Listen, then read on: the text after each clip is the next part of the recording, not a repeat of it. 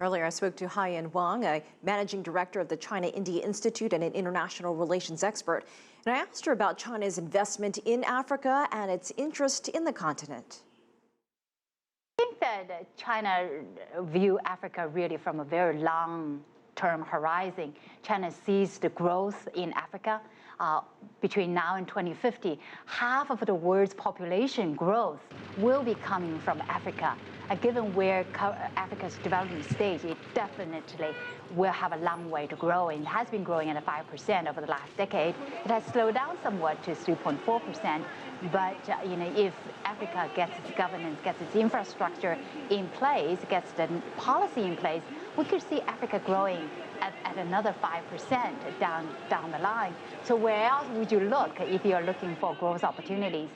And China's engagement with Africa, I think it's foremost a win-win economic relationships.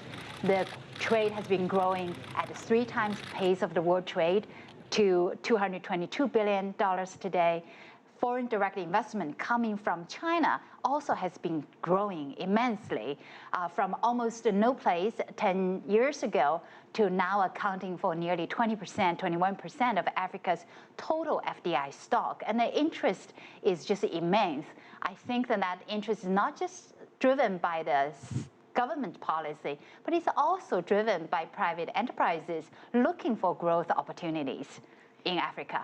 The U.S. president is going to be addressing an economic forum in Africa. Many looking at the timing of this visit to Africa. Yes. It's near the end of his term. Yes. Perhaps he hasn't spent a lot of time there playing catch up to China, whereas we've seen Chinese leaders Yes. visit the continent Yes. regularly Yes. over a long period of Yes. time. How do you think Chinese leaders and African leaders view each other? They really have a relationship. I think that that's the beauty of Chinese leadership, and that because of the continuity and that in power for a decade, for 10 years, they can look at Africa from a much longer term horizon, say from a 4-year or 8 years presidency.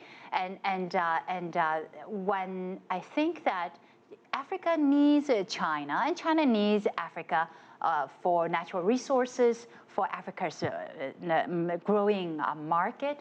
And I think that there's a lot of synergy between the Africa and Chinese economies.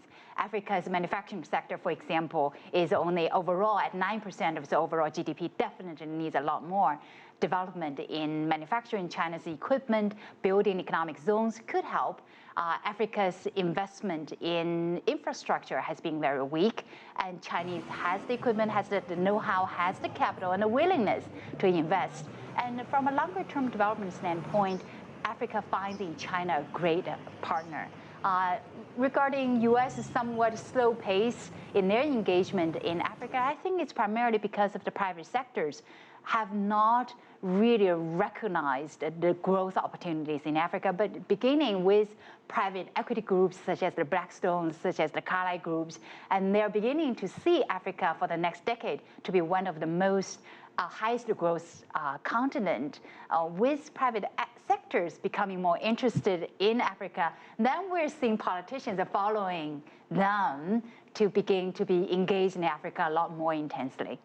All right, Haiyan Wang, thank you so much for joining us, the China-India Institute. My pleasure.